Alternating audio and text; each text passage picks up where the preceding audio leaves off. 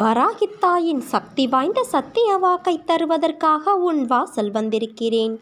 அன்பு குழந்தையே, ஒரு நல்ல செய்தி விரைவில் வரும். உன் உள்ளமும் இல்லமும் மகிழ்ச்சியடையும். உனக்கான நேரம் துவங்கிவிட்டது. இனி உன் வாழ்வில் எப்பொழுதும் சந்தோஷம்தான். வாழ்க்கையை வாழ கற்றுக்கொள். காலம் வேகமாக போய்கொண்டே இருக்கிறது. நீ நன்றாக இருந்தால்தான் 4 பேர் உன்னை மதிப்பார்கள். நீ இருக்கும் நிலையை பார்த்து அனைவரும் உன்னை மதிப்பார்கள். ஆனால் நம்பிக்கையை நீ இழந்தால் உயரத்தில் இருந்த நீ இறகை இழந்த பறவை போல கீழே விழுந்து விடுவாய். இதுதான் வாழ்க்கை. உன் தேவையை அறிந்து நீ தேடிச் செல். எதுவும் உன்னை தேடி வராது. நீ எப்படி நடந்து கொள்ள முயற்சி செய்கிறாயோ அப்படித்தான் அனைத்துமே நடக்கும். தயவு செய்து நம்பிக்கையை இழந்து விடாதே. மீண்டும் பெறுவது மிகவும் கடினம். போராட வேண்டிய அவசியம் இருக்கிறது. போராடு. தோல்விகள் உன்னை துரத்தினாலும் மீண்டும் மீண்டும் முயல கற்றுக்கொள். எத்தனை முறை தோற்றாலும் ஒரு முறை நீ நிச்சயமாக ஜெயிப்பாய். அது நடக்கப் போகிறது. முதலில் உன்னை முழுவதுமாக நம்பினால் மட்டுமே நீ வாழ்க்கையில் வெற்றி பெற முடியும். அதை விட்டுவிட்டு அடுத்தவனை குறை கூறுவது தவறு. தான் என்ற கர்வத்தை விட்டுவிடு. ஒன்றை பெறுவதற்கு ஒன்றை இழக்கத்தான் வேண்டும். தவறான பாதையை நோக்கி நீ ஒருபோதும் செல்ல நினைக்காதே. உன்னுடைய சோதனை காலம்.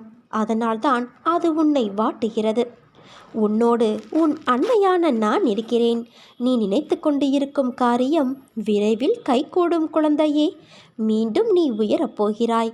உன்னை நான் எந்த சூழ்நிலையிலும் கைவிடமாட்டேன். உன்னை நானே வழி நடத்தி செல்கிறேன். உன்னை கண்டிக்கும் உரிமை எவருக்கும் இங்கு கிடையாது. எனக்கு மட்டும்தான் இருக்கிறது. உன்னை நான் விட்டு விடுவேனா? காத்திரு. இழந்ததை மீண்டும் நான் உனக்கு தருவேன். ஆனால் இது தெரியாமல் நீ கவலைப்பட்டு கொண்டு இருக்கிறாய். நம்பிக்கையோடு இரு. நம்பிக்கைதான் வாழ்க்கை. நீ ஏன் எல்லாவற்றையும் உன் தலையில் வைத்து கொண்டு இருக்கிறாய்? ஏன் உன் அன்னையான நான் உன் வலிகளை தாங்க மாட்டேனா?